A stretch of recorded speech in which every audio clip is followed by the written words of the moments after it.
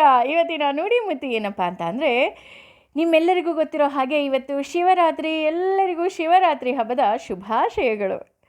ಸಂಸ್ಕೃತದಲ್ಲಿ ಶಿವ ಅಂದರೆ ಶುಭಕರ, ಅನುಕೂಲಕರ, ಸೌಮ್ಯ, ದಯೆ, ಸ್ನೇಹಪರ ಅನ್ನೋ ಅರ್ಥ ಬರ್ತಾ ಹೋಗುತ್ತೆ.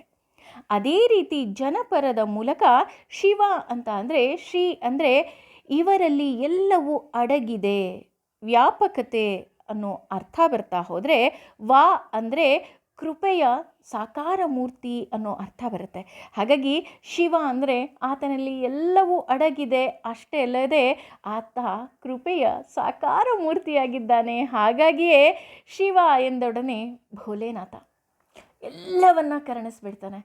ನಾವು ಶಿವನನ್ನು ನೋಡಿದಾಗ ಶಿವ ಸಾಕಷ್ಟು ಬಾರಿ ಆತ ಧ್ಯಾನದಲ್ಲಿ ಇರ್ತಾನೆ. ಇದರ ಅರ್ಥ ಏನಪ್ಪ ಅಂದರೆ, ಶಿವ ಒಂದು ತತ್ವ, ಆತ ಇನ್ನೆಲ್ಲೋ ಇಲ್ಲ, ಆತ ನಿನ್ನಲ್ಲಿ ಇದ್ದಾನೆ. ಶಿವನನ್ನು ಹುಡುಕಬೇಕು ಅಂದರೆ ನೀನು ದೇವಸ್ಥಾನದಲ್ಲೋ ಲಿಂಗರೂಪದಲ್ಲೋ ಅಲ್ಲ, ನಿನ್ನ ಧ್ಯಾನದಲ್ಲಿ ಹುಡುಕು ಅಂತ ಹೇಳ್ತಾ ಹೋಗ್ತಾರೆ. ಹಾಗಾಗಿ ಶಿವ ಅನ್ನುವುದು ಕೇವಲ ಭಗವಂತ ಅಷ್ಟೇ ಅಲ್ಲದೆ ಒಂದು ತತ್ವ. ಆ ತತ್ವವನ್ನು ಹುಡುಕುವ ಪ್ರಯತ್ನವನ್ನು ನಾವು ಮಾಡಬೇಕು, ಅದು ನನ್ನಲ್ಲಿ. ನಾವು ಧ್ಯಾನದಲ್ಲಿ ಶಿವನನ್ನು ಕಾಣ್ಬೋದಂತೆ. ಹಾಗಾಗಿ ಎಲ್ಲರೂ ಸಹ ಧ್ಯಾನದಲ್ಲಿ ಶಿವನನ್ನು ಕಾಣೋಣ. ನಮ್ಮೊಳಗಿರುವ ಶಿವ ಎಲ್ಲರಿಗೂ ಒಳ್ಳೆಯದನ್ನು ಮಾಡಲಿ ಅಂತ ಕೇಳ್ಕೊಳ್ಳೋಣ.